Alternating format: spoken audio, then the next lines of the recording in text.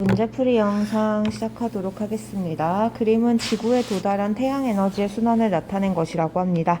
가, 다에 해당하는 태양에너지 순환 과정을 써보자 라고 되어 있네요. 일단은 우리는 태양으로부터 복사 형태의 에너지를 받기도 하고 지구 자체에서 복사 에너지를 방출하기도 합니다. 그래서 주황색으로 되어 있는 화살표들은 태양 복사 에너지, 초록색은 지구 복사 에너지가 되는 거겠죠? 이때 태양 에너지는 받아서 모두 다 흡수하는 게 아니라 일부는 애초에 튕겨내기도 합니다. 그래서 처음에 대기에서 한번 튕기기도 하고요. 그 다음에 지표에서 튕기기도 해요. 그래서 가는 굉장히 직관적인 이름이죠. 대기, 지표에서의 반사라고 써주시면 돼요. 그 다음에 나는 지구에서 에너지를 방출하는데 보시면 우주로 보내고 있죠. 그러니까 우주로 방출입니다.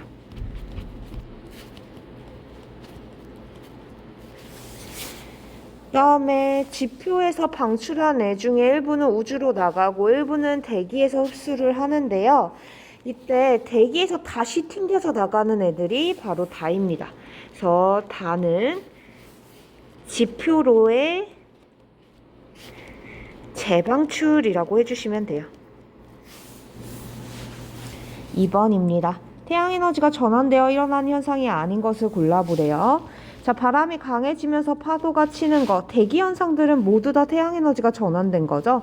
그래서 바람이 강해져서 파도가 치고 그 다음에 바람이 부는 이러한 기상현상들은 에너지의 균형을 맞추기 위해 대기와 해수가 움직이기 때문에 일어나는 현상인 거고요. 다음에 초식동물이 풀을 먹어 에너지를 얻는 것 역시 식물들이 광합성을 통해서 탄소화합물 형태의 영양소를 저장하고 그 영양소를 초식동물들이 섭취를 하는 거죠. 그래서 생명활동들도 모두 근원은 태양에너지입니다. 자, 화석연료를 연소시켜 열에너지를 얻는데요. 화석연료를 연소시켜 열에너지를 얻을 때 이 화석연료가 애초에 생명활동을 했던 동식물이 죽어서 고온과 고압을 받아서 화석연료가 된 거기 때문에 결국은 얘네들도 근원은 태양에너지가 되는 거죠. 답은 5번. 화성활동이 일어나 고온의 용암이 분출되는 것은 지각운동이죠.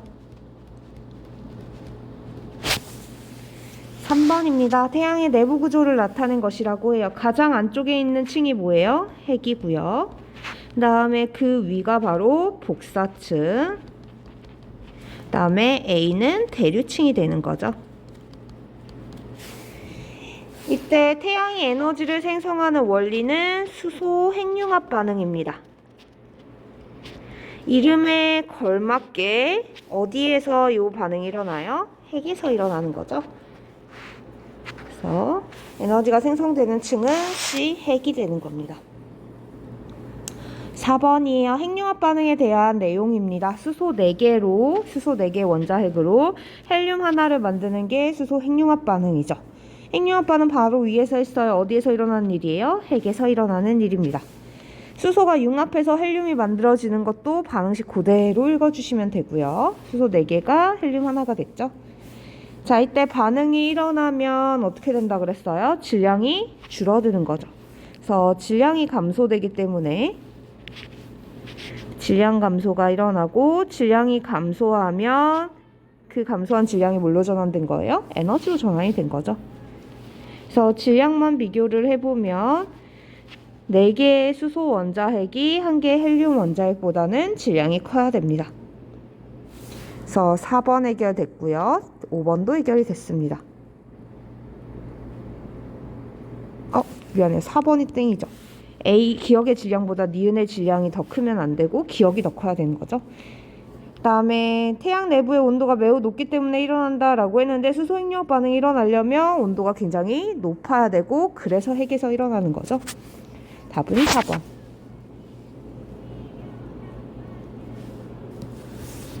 자, 그린 가와 나는 지구 환경에서 일어나는 서로 다른 현상이에요. 우리 다 알고 있는 내용이네요. 광합성 근원 누구예요? 태양. 눈 기상현상이죠. 기상현상의 근원도 누구? 태양. 그래서 에너지의 근원은 태양 에너지가 되는 거죠. 왜 굳이 에너지란 말을 붙여주냐면 에너지는 형태만 바꿀 뿐이지 새로 생성되거나 소멸하는 존재가 아니기 때문입니다. 6번이에요. 핵발전을 설명한 것으로 옳지 않은 것을 있는 대로 골라보라 라고 했네요. 핵발전은 무슨 분열을 이용하는 거예요? 우라늄을 가지고 핵분열 반응을 이용하는 거죠. 그래서 얘는 맞는 말이고요. 폐기물 처리가 쉽지는 않아요. 왜냐하면 방사성 폐기물이 나오기 때문입니다. 이산화탄소 배출이 거의 없는 건 맞는 말이고요. 발전 과정에서 우리 핵분열을 하면 우라늄이 쪼개지면서 질량이 감소하고 그 감소한 질량이 에너지로 전환되는 거였죠. 그 에너지가 열 형태로 방출이 되면 물을 끓여서 터빈을 돌려 전자기유도 현상으로 전기에너지를 생산한다라고 얘기를 했었어요. 그래서 얘도 맞는 말. 답은 이제 2번이랑 5번인데요. 우라늄은 농축 우라늄도 쓸 수 있지만 천연 우라늄을 써도 됩니다. 그래서 원자로의 종류에 따라서 얘네들의 사용하는 우라늄이 농축이냐 천연이냐가 나뉘는데 이건 모르셔도 돼요. 몰라도 되고 다만 우리 뭐는 알고 있으면 돼요. 핵발전에 사용하는 연료가 누구다? 우라늄이다 라는 것만 알고 계시면 됩니다. 7번이에요. 자, 우라늄이랑 중성자랑 부딪혀서 크립톤, 바륨, 중성자 3개가 만들어지게 됩니다. 핵반응이 일어나면 반드시 질량이 어떻게 된다고요? 감소한다 라고 얘기했죠. 그래서 질량은 반응 전이 반응 후보다 커지게 돼요. 이때 방출된 중성자들은 또 주변에 있는 우라늄이랑 반응을 해서 핵분열이 연속적으로 일어나게 되죠. 이렇게 핵분열이 연속적으로 일어나는 걸 우리는 뭐라고 불러요? 연쇄반응이라고 불러주는 거죠.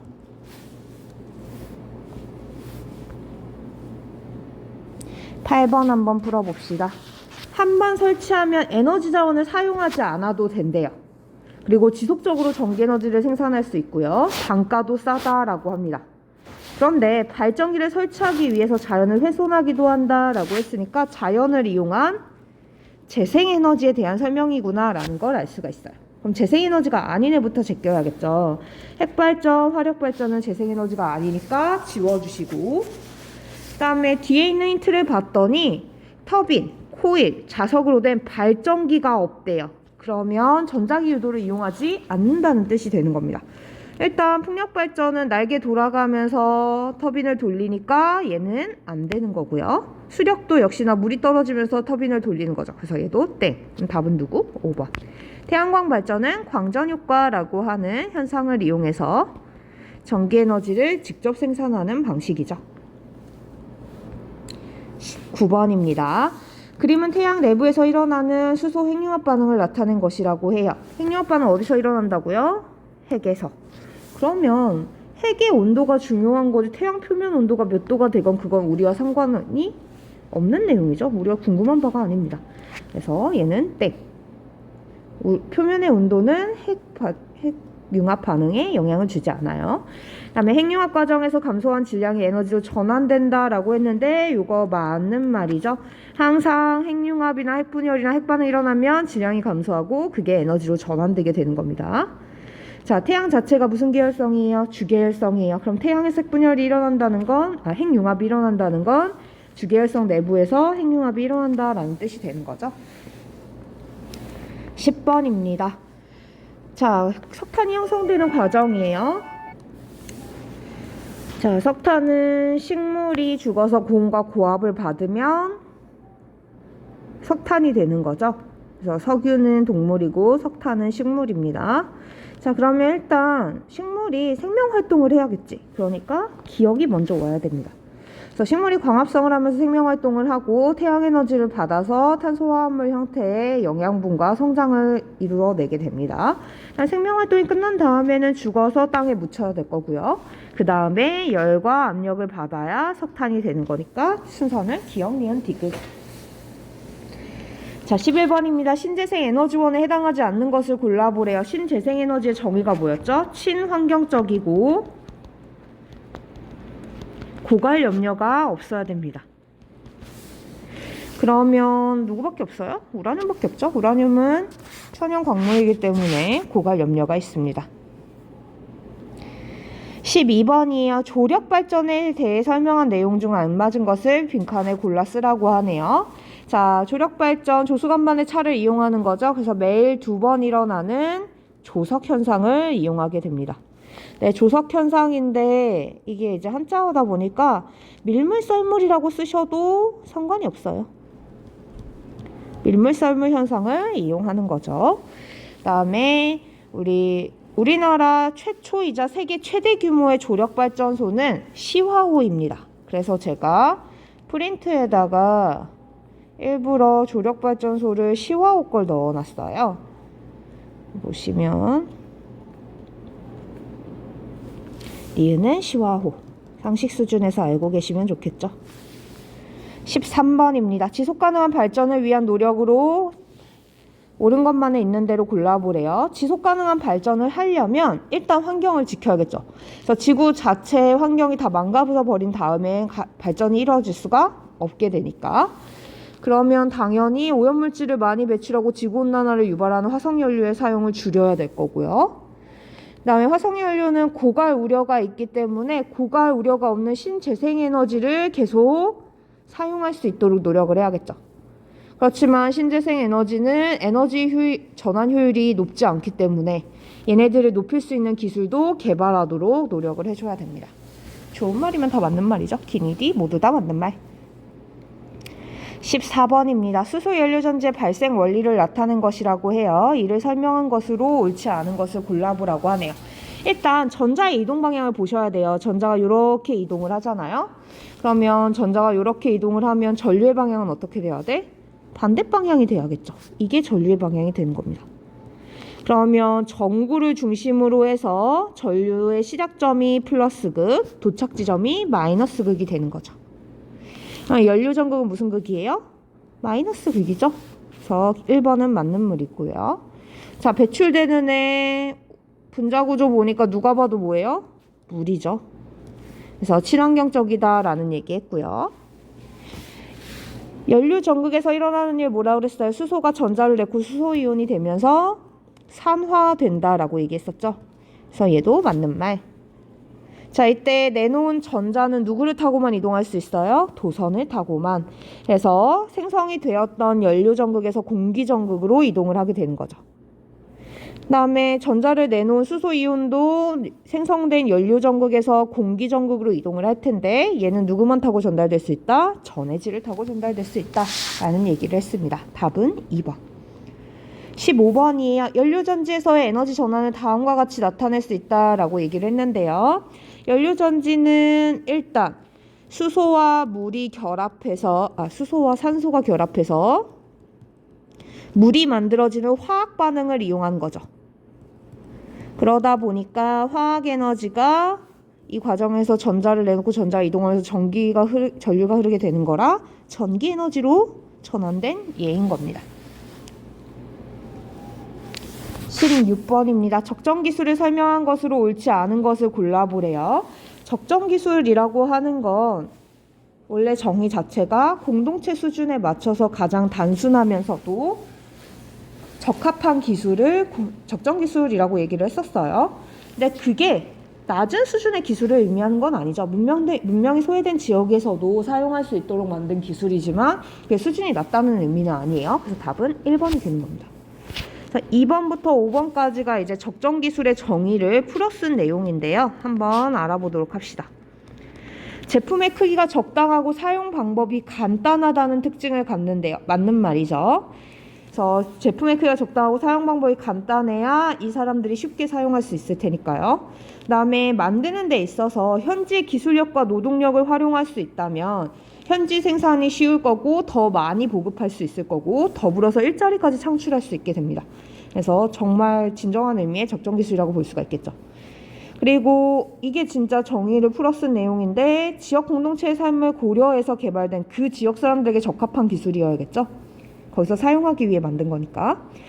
기술을 사용하는 사람들이 이해할 수 있어야 쉽게 사용할 수 있을 거고 현지에서 나는 재료를 사용해야 혹시나 수입을 못하는 경우가 생기더라도 자체 생산을 해서 쭉 지속적으로 이용을 할 수가 있게 되겠죠.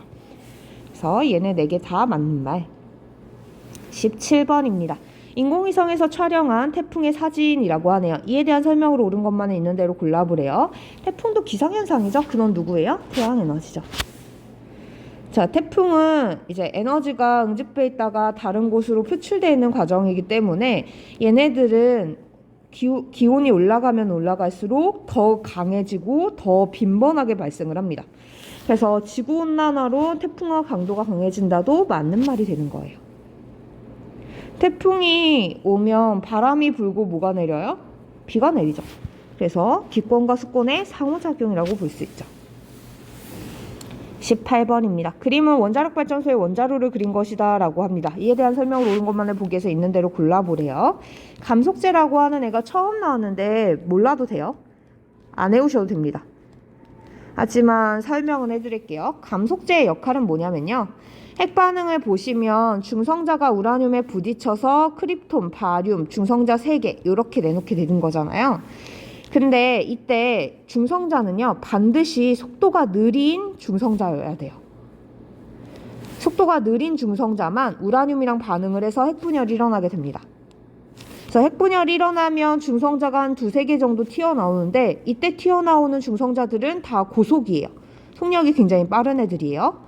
그러면 얘네들은 주변에 있는 우라늄과 반응을 할 수가 없습니다. 그래서 이 중성자의 속력을 늦춰줘야 돼요. 뭘 할 수 있게? 주변에 있는 다른 우라늄들이랑 연쇄 반응을 일으킬 수 있도록. 그래서 이름만 봐도 속력을 늦춰줄 것 같은 감속제를 사용을 하는 겁니다. 그래서 감속제라고 하는 애는 중성자의 속력을 줄여주는 역할을 하는 애예요. 몰라도 돼요. 자, 우라늄이 핵분열되는 과정에서 전기에너지가 바로 생성되는 건 아니죠? 과정에서 생성되는 건 누구예요? 열에너지죠. 그래서 열에너지로 물을 끓여서 터빈을 돌리면 그 후에 전기에너지가 만들어지는 거죠. 디귿입니다. 제어봉은 배웠어요. 제어봉이라고 하는 애는 뭐였어요? 연쇄 반응이 너무 한 번에 폭발적으로 일어나면 막대한 양의 열이 방출이 되고 그럼 그게 사고로 이어질 수 있으니까 얘네들이 적절하게 핵반응이 천천히 일어날 수 있도록 만들어주는 거죠. 그래서 한 번에 중성자가 너무 많이 방출되지 않도록 중성자를 흡수해서 핵반응이 천천히 혹은 느리게 일어날 수 있도록 도와주는 걸 이야기를 합니다. 그래서 얘는 핵반응 속도를 조절해주는 역할을 하는 거죠. 제어봉. 자, 바로 위에 있는 원자로 내부에서 일어나는 반응이에요. 이렇게 연속적으로 일어나는 걸 무슨 반응? 연쇄 반응이라고 얘기를 하고요. 핵에너지가 무슨 에너지로 전환된다고 방금 얘기했어요? 열에너지로 전환된다라고 얘기했었죠? 그래서 열에너지가 된 다음에 터빈을 돌려서 전기에너지가 되는 거예요. 그 다음에 핵이 분열되어 생성된 입자들, 항상 반응이 일어나면 질량을 비교했을 때 전이 후보다 커야 됩니다. 그래서 분열되어 생성된 입자들은 그 전 입자들의 질량보다 어때야 돼요? 작아야겠죠. 20번입니다. 그림은 여러 가지 방법으로 전기를 생산하는 시설의 모습이라고 합니다. 발전 과정에서 터빈이 필요한 걸 물어봤어요. 얘 물 끓여서 터빈 돌리는 거니까 원자력 발전소 맞고요. 날개 돌아가면서 터빈 돌리니까 풍력 발전기도 맞죠. 그래서 태양광만 아닌데 태양 전지 갖고 실험해 봤었어요. 터빈 필요 없죠. 그래서 태양 전지를 이용하는 태양광의 경우에는 광전 효과를 이용하는 거다라는 거. 21번입니다. 인류의 에너지 사용량을 나타낸 그래프래요. 자, 미래에는 전체 에너지 사용량이 줄어들 것으로 예상된다라고 했는데 생각을 해보자. 석탄 같은 경우에는 쭉 한 1900년대까지는 유일하게 사용되던 애였어요. 그런데 1900년대 들어가면서 석탄에다 석유까지 사용을 하게 되죠. 그러면 석탄 요만큼에다가 석유 요만큼을 더해야 전체 에너지 사용량이 되는 거죠. 그러면 한 요 정도 되겠네요. 요만큼이 전체 에너지 사용량이 될 거예요. 그 다음에 쭉 진행하다 보니까 LNG까지도 사용을 해요. 그래서 LNG도 표현을 해보면 석탄 요만큼 사용할 때 석유는 노란색.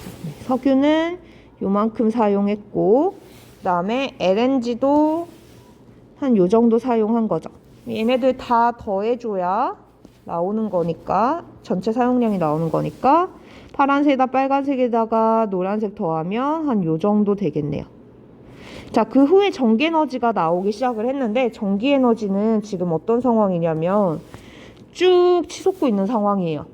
그러면 아무리 석탄이나 석유나 LNG가 피크점을 찍고 내려오고 있는 과정이라고 해도 전기 에너지가 쭉 상승하고 있기 때문에 전체적인 에너지 사용량이 줄어들 거라고는 예상할 수 없는 거죠. 자, 니은입니다. 석탄, 석유, 천연가스는 화석연료는 지구 환경 변화를 일으키는 물질을 많이 배출하죠. 그래서 사용량을 줄여야 하는 거고요. 인류가 주로 사용하는 에너지 형태는 위에 그대로 나와 있어요. 고체, 액체, 천연가스. 즉 석탄, 석유, 천연가스 형태니까 맞는 말이 되는 겁니다. 자, 그런데요. 위에 있는 요 내용이 없어도 우리 사실은 문제를 풀 수 있어요. 왜냐하면 피크점을 찾으면 되겠죠. 그래프 중에 제일 위에 있는 사용량이 제일 많은 애를 찾으면 되는 거예요. 그래서 처음에는 석탄이 주였죠. 석유를 사용할 때까지도 1950년대 좀 넘어서까지도 석탄이 우세했습니다. 그래서 처음에는 석탄인 거고요. 그 다음부터는 누가 치고 올라왔어요? 제일 많은 양을 차지하는 게 석유가 되는 거죠. 그러다 아주 잠깐 누가 제일 위를 차지해요? LNG가 제일 위를 차지해요. 그래서 위에 있는 이 글씨가 없다고 하더라도 석탄, 석유, 천연가스 순이다라는 걸 알 수가 있는 거죠. 22번입니다. 석유, 석탄, 천연가스 등 화석연료에 대한 설명으로 옳은 것만을 있는 대로 골라보라 라고 하네요. 기억입니다. 방사성 폐기물이 발생하는 건 아니죠. 이거는 핵분열. 자, 매정량이 한정되어 있어서 언젠가는 고갈될 것이다 라고 되어 있는데 그쵸. 얘네들이 결국은 동식물의 사체가 묻혀서 고온과 고압을 받은 거다 보니까 언젠가는 양이 고갈되게 됩니다.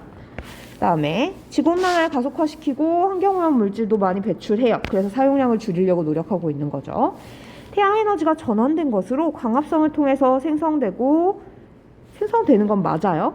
그래서 화학에너지라고 얘기를 했었죠. 그런데 얘를 재생에너지라고 부를 수 없는 이유는 재생에너지는 친환경적이고 어때야 돼요? 고갈 염려가 없어야 됩니다. 위에 있는 니은 디귿과 상반되는 내용이죠. 그래서 얘는 땡. 23번입니다. 화석연료를 대체하기 위한 신재생에너지들에 대한 설명으로 옳은 것을 있는 대로 골라보라고 하네요. 자, 파력발전이에요. 조류가 아니라 뭐예요? 파도의 운동을 이용하는 거죠. 파력은 파도의 운동. 그래서 얘는 땡. 풍력발전기 바람의 힘으로 돌아가는 풍차의 회전력을 이용해서 전기에너지 얻는 거 맞아요. 조류발전이 조력발전이에요. 그래서 조수간만의 스위차를 이용하는 건 맞지만 위치 에너지는 아닙니다. 우리 실제로 조력발전소 그림을 보시면 밀물과 썰물이 지나가면서 터빈을 돌리고 있었죠. 여기 있다. 그래서 밀물과 썰물이 실제로 이동을 하면서 터빈을 돌리는 거기 때문에 위치 에너지가 아니라 운동 에너지입니다. 그래서 운동 에너지가 되는 거죠. 네. 자, 태양광 발전이에요. 우리 태양전지 갖고서는 실험해봤죠. 이때 빛만 비춰줘도 바로 뭐가 형성이 됐어요? 전기 에너지가 생성이 돼서 전류가 흐르게 됐었죠. 그래서 LED를 반짝반짝하고 킬 수 있었고요. 그러니까 태양전지를 통해 직접 전기 에너지를 변환시키는 게 맞는 말이 되는 거예요. 24번입니다. 기존의 에너지원과 비교해서 신재생 에너지가 가지는 장점, 자원 고갈의 염려가 없어야 되고 친환경적이어서 온실가스의 배출이 거의 없어야겠죠. 그래서 기억리언은 맞지만 누구는 틀려요? 초기 투자 비용, 건설 비용은 적게 드는 게 아니라 많이 드는 편입니다. 25번이에요. 수소연료 전지를 나타낸 것이라고 합니다. 자, 가 모양만 봐도 누구예요? 물이죠. H2O 맞는 말. 그런데 이게 오타가 좀 나서 얘가 아래 첨자여야 되죠? 이렇게.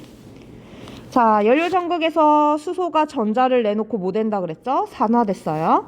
그때 내놓은 전자가 이렇게 이동을 해서 공기전극으로 이동을 하는데 이 공기전극에서 산소랑 만나고 거기에 수소 이온이 더해져서 뭐 하는 거예요? 물이 생성이 되는 거죠. 그러다 보니까 수소는 전자를 잃고 산화된 거고 산소는 전자를 얻은 셈이 되는 겁니다. 산소가 전자를 얻으면 전자를 잃는 게 산화였으니까 전자를 얻는 건 환원되었다라고 얘기를 할 수 있죠.